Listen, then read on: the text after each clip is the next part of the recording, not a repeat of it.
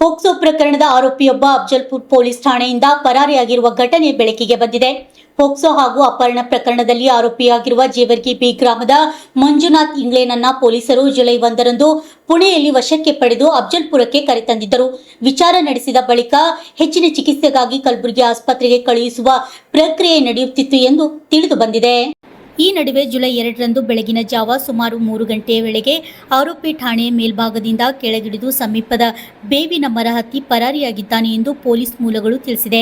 ಘಟನೆಗೆ ಸಂಬಂಧಿಸಿದಂತೆ ಪ್ರತ್ಯೇಕ ಪ್ರಕರಣ ದಾಖಲಾಗಿದ್ದು, ಆರೋಪಿಯ ಪತ್ತೆಗಾಗಿ ಪಿಎಸ್ಐ ಸೋಮಲಿಂಗ ಒಡೆಯ ಹಾಗೂ ರೇವೂರ್ ಠಾಣೆಯ ಪಿಎಸ್ಐ ವಾತ್ಸಲ್ಯ ನೇತೃತ್ವದಲ್ಲಿ 4 ಸಿಬ್ಬಂದಿಯ ವಿಶೇಷ ತಂಡ ರಚಿಸಲಾಗಿದೆ.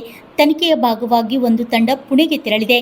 ಘಟನೆಯಲ್ಲಿ ಕರ್ತವ್ಯ ಲೋಪ ಕಂಡು ಬಂದಿರುವ ಹಿನ್ನೆಲೆಯಲ್ಲಿ ಇಬ್ಬರು ಹೋಮ್ ಗಾರ್ಡ್ಗಳಾದ ಶಾಂತಿ ಸಾಗರ್ ಹಾಗೂ ಶ್ರೀಶೈಲ್, ಹೆಡ್ ಕಾನ್ಸ್ಟೇಬಲ್ ರವಿದಾಸ್ ಮತ್ತು ಕಾನ್ಸ್ಟೇಬಲ್ಗಳಾದ ಶಿವಾನಂದ್ ಹಾಗೂ ಪ್ರಶಾಂತ್ ವಿರುದ್ಧ ಇಲಾಖೆ ಕ್ರಮ ಜರುಗಿಸಲು ಮೇಲಾಧಿಕಾರಿಗಳಿಗೆ ವರದಿ ಸಲ್ಲಿಸಲಾಗಿದೆ. ಆರೋಪಿಯ ಪತ್ತೆಗೆ ಪೊಲೀಸರು ಶೋಧ ಕಾರ್ಯವನ್ನು ತೀವ್ರಗೊಳಿಸಿದ್ದು, ಪ್ರಕರಣದ ತನಿಖೆ ಮುಂದುವರೆದಿದೆ.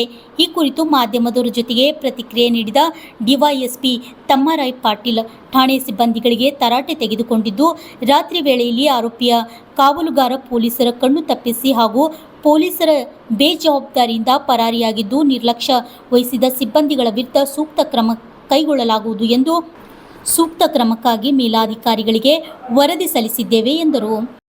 ಪೋಕ್ಸೋ ಪ್ರಕರಣದಲ್ಲಿ ಪರಾರಿಯಾಗಿದ್ದ ಆರೋಪಿಯನ್ನ ಬಂಧಿಸುವಲ್ಲಿ ಅಫಜಲ್ಪುರ್ ಪೊಲೀಸರು ಯಶಸ್ವಿಯಾಗಿದ್ದಾರೆ.